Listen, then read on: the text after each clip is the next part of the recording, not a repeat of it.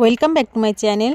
তো দেখো আজকে আমি একটা নতুন রেসিপি নিয়ে এসেছি। এখন শীতকাল, তো পিঠেরই দিন।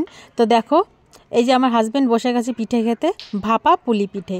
তো তার জন্য আমি সবার প্রথম কড়াই নিয়ে নিলাম, কড়াইটা গরম করলাম আর তার মধ্যে দিয়ে দিলাম চালের গুঁড়ো। কড়াইটা কিন্তু আমি খুব বেশি গরম করিনি। তো এখন আমি চালের গুঁড়োটা ভেজে নেব, হালকা করে ভেজে নেব, যাতে খেয়াল রাখতে হবে নিচের দিকটা পুড়ে না যায়। সেইভাবে আমি একটু হালকা হালকা করে চালের গুঁড়োটাকে ভেজে নেব। তো চালের গুঁড়োটা কিন্তু আমি 5 মিনিট ধরে ভেজে নিয়েছি। আর চালের গুঁড়োটা দেখতেই পাচ্ছ, যখন দিয়েছিলাম তখন সাদা ছিল, এখন একটু কালারটা চেঞ্জ হয়ে গেছে।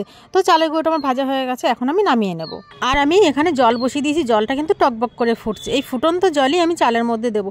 তোমরা চাইলে কড়াইয়ের মধ্যে কিন্তু জলটা গরম করে তার মধ্যে চালের গুঁড়ো দিয়ে চালের গুঁড়োটা সেদ্ধ করে নিতে পারো, কিন্তু আমি ওইভাবে করছি না। আমি করছি এইভাবে, গামলার মধ্যে চালটা দিয়ে দিলাম, এখন ভাজা চালটা।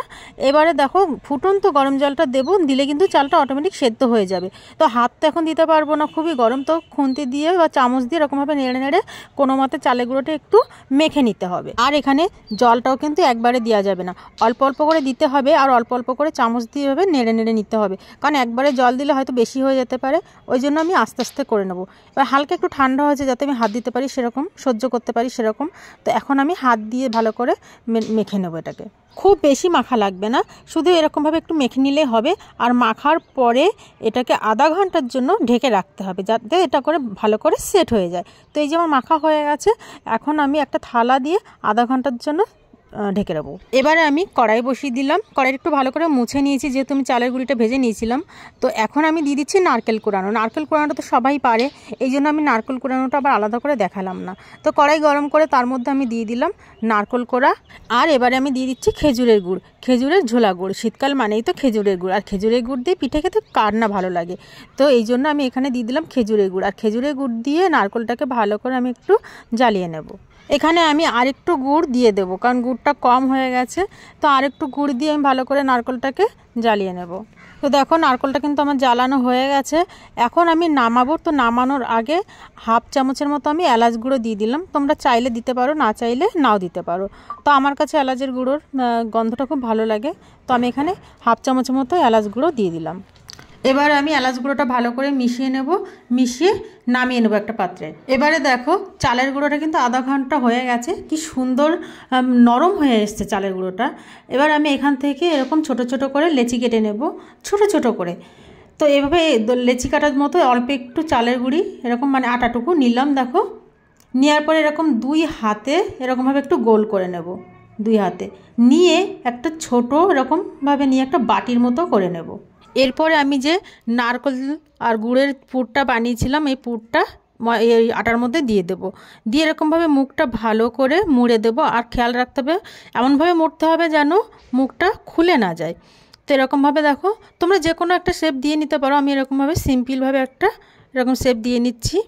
তো দেখো আমার বানানো হয়ে গেছে, আমি অনেকগুলোই বানিয়ে নিয়েছি।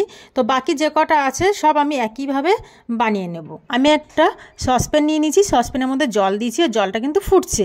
আর এই সসপ্যানটা আমাদের যে ভাতের ফ্যান গালি সেরকম ধরনের একটা সসপ্যান, তো সেরকম ধরনেরই আমি একটা সসপ্যান নিয়েছি। আর এখানে নিচে একটা ছিদ্রযুক্ত থালাটা আমি এখন সসপ্যানের উপরে বসিয়ে দিচ্ছি। তোমরা দেখতেই পাচ্ছ থালার উপর দিয়ে কিন্তু ভাপ উঠছে, কারণ জলটা ফুটছে সেই জন্য ভাপ উঠছে।